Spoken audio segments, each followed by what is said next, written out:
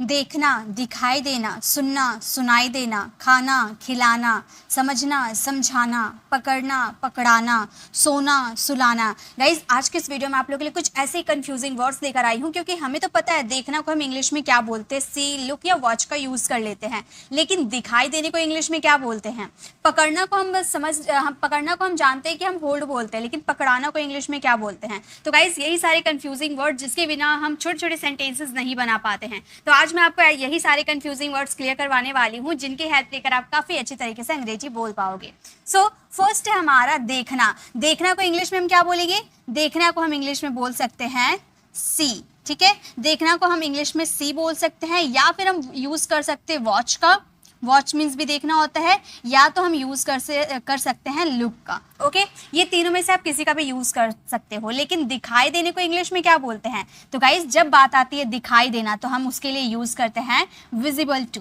देखिए दोनों में फर्क क्या है। देखना मतलब आप नॉर्मली किसी को देख रहे हो, वो बात अलग हो गया, उसे हम सी के यूज लेकर बना सकते हैं। ठीक है, दिखाई देना का मतलब हो गया जैसे आप किसी चीज को नहीं देखना चाहते थे, फिर भी वो आपको दिखाई दे दिया। जैसे भूत, क्या हम भूत को देखना चाहते हैं? नहीं, लेकिन वो सडनली हमें दिखाई दे दिया, तो उसकी जगह हम विजिबल टू का यूज कर सकते हैं। ठीक है, एग्जाम्पल के थ्रू समझते हैं। जैसे वे एक दूसरे को देख रहे हैं, यानी कि वो अपनी मर्जी से देख रहे हैं, तो हम ये सेंटेंसेस को बोल सकते हैं they are looking.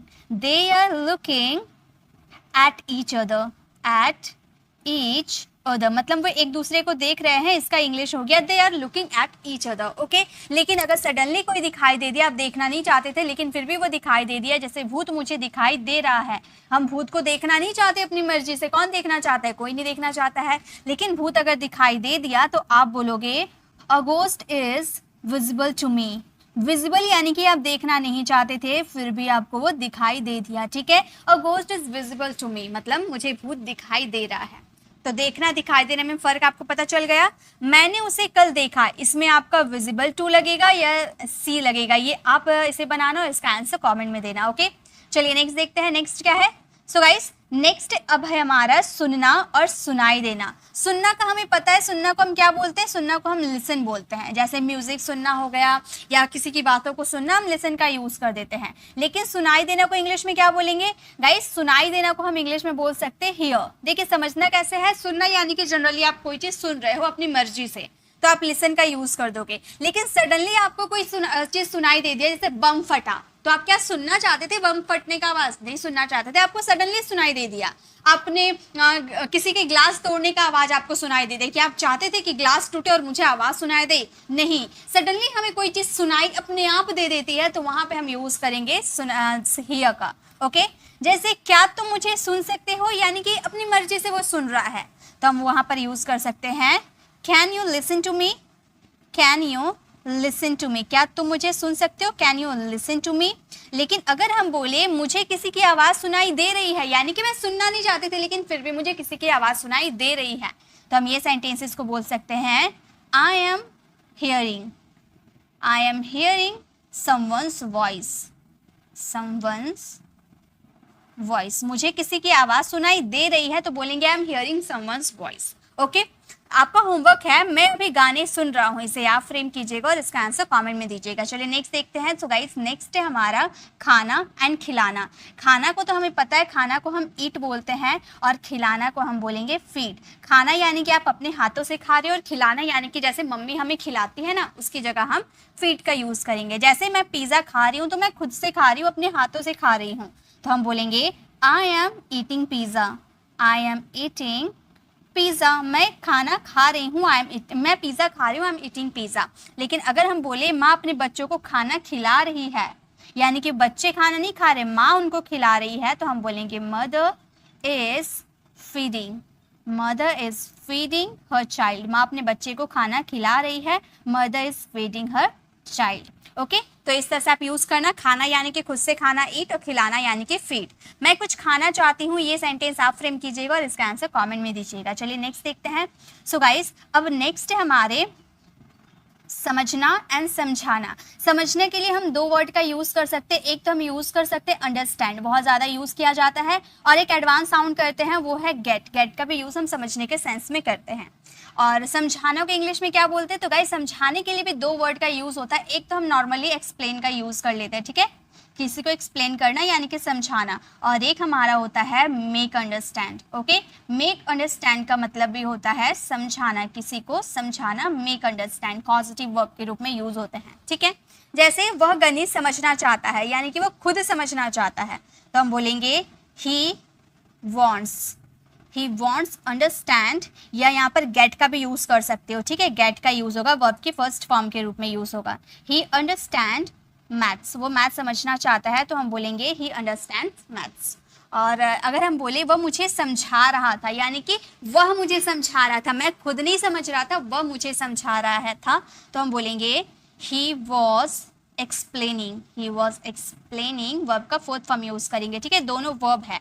Explaining to me, वह मुझे समझा रहा था। या फिर आप बोल सकते ही वॉज मेकिंग अंडरस्टैंड, ठीक है, मेकिंग अंडरस्टैंड टू मी, इस तरह से आप यूज कर सकते हो। दोनों में से आप कुछ भी यूज कर सकते हो, दोनों का मतलब होता है समझाना।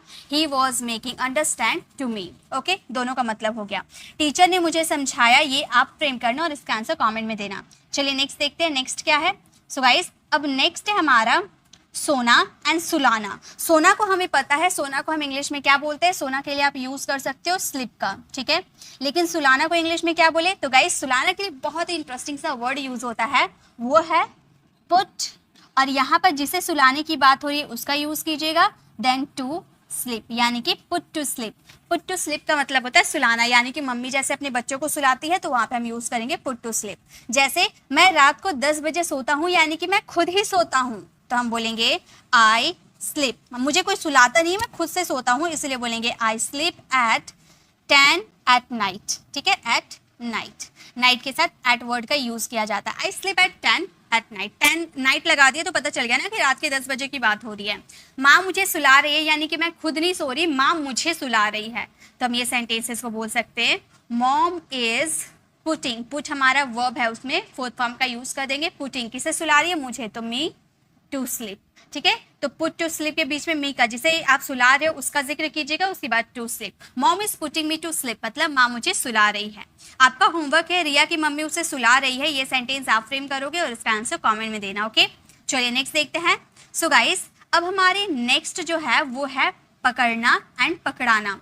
पकड़ना को हमें पता है, पकड़ने के लिए या तो कैच वर्ड का यूज करो या तो होल्ड वर्ड का यूज करो, दोनों में से आप किसी का भी यूज कर सकते हो, कैच या होल्ड। लेकिन पकड़ाना को इंग्लिश में क्या बोलते हैं? देखिए, एक पकड़ना का मतलब कोई चीज थोड़ी देर के लिए पकड़ना। जैसे मैंने आपको बुक पकड़ाया, तो आप थोड़ी देर के लिए मेरी बुक को पकड़ रहे हो, तो वहां पर आप होल्ड का यूज कर सकते हो। और पकड़ाना यानी कि आप किसी चीज को कोई रिस्पॉन्सिबिलिटी पकड़ा दे रहे हो, सौंप दे रहे हो। जैसे आप अपनी प्रॉपर्टी अपने बेटे के नाम पे कर दे रहे हो, यानी कि उसे सौंप दे रहे हो, उसे पकड़ा दे रहे हो अपनी सारी जिम्मेदारी, तो वहां पे हम यूज करेंगे हैंड ओवर, यानी कि उसे हमेशा के लिए, कोई चीज हमेशा के लिए दे देना, यानी कि हैंड ओवर, उसे पकड़ा देना, ठीक है। जैसे क्या तुम मेरी किताब पकड़ोगे, यानी कि थोड़ी देर के लिए, ये जो लड़का इस लड़की को थोड़ी देर के लिए किताब पकड़ने के लिए बोलेगा, तो वो इस तरह से बोल सकता है will you hold my book, will you hold my book, मतलब क्या तुम मेरी किताब पकड़ोगे, will you hold my book. आप होल्ड लगा दोगे तो आगे वाले पर्सन समझ जाएगा कि थोड़ी देर पकड़ाने की बात हो रही है। नेक्स्ट है उसने मुझे अपना कपड़ा पकड़ाया, तो यहाँ पे हम ये सेंटेंसेस को बोलेंगे सी हैंडेड मी हर क्लोथ्स। अब यहाँ पर हैंडेड का आपने यूज कर दिया, तो आप वो आगे वाले पर्सन समझ जाएगा कि आप उसे हमेशा के लिए कपड़ा दे दिए हो, ठीक है। सी हैंडेड मी हर क्लोथ्स, यानी कि उसने अपना कपड़ा मुझे पकड़ाया। नेक्स्ट है उसने मेरा हाथ पकड़ा, ये सेंटेंस आप फ्रेम कीजिएगा और इसका आंसर कमेंट में दीजिएगा। तो गाइस, ये थे हमारे टोटल वर्ड्स। आज की इस वीडियो में मैंने थोड़े सारे वर्ड्स आप लोगों के लिए दिए हैं, ये सारे वर्ड्स आपको पूरे प्रैक्टिस कर लेने हैं, और इससे एक एक सेंटेंस जो मैंने आपको दिया है इसे फ्रेम कीजिएगा और इसका आंसर कमेंट में दीजिएगा। तो गाइस, कैसी लगी आज की क्लास कमेंट में जरूर बताइएगा। अच्छी लगी तो लाइक कीजिएगा, अपने फ्रेंड फैमिली को जरूर शेयर कीजिएगा। और इससे पहले वाली जो कंफ्यूजिंग क्लास की वीडियो आपने नहीं देखी है, तो लेफ्ट साइड क्लिक करके आप हमारी कंफ्यूजिंग वर्ड्स वाली क्लास को विजिट कर सकते हो, और राइट साइड क्लिक करके आप मेरी 10 days spoken English sentence pattern की क्लास में ज्वाइन कर सकते हो, जो कि बिल्कुल लाइव होती है मंडे, वेडनेसडे एंड फ्राइडे। अगर आप हमारे चैनल पर नए हो, मेरे पढ़ाने का तरीका आपको पसंद आया तो सब्सक्राइब कर आने वाले बेल आइकन को जरूर प्रेस कीजिएगा ताकि रोज आने वाली वीडियोस की नोटिफिकेशन मिलती रहे।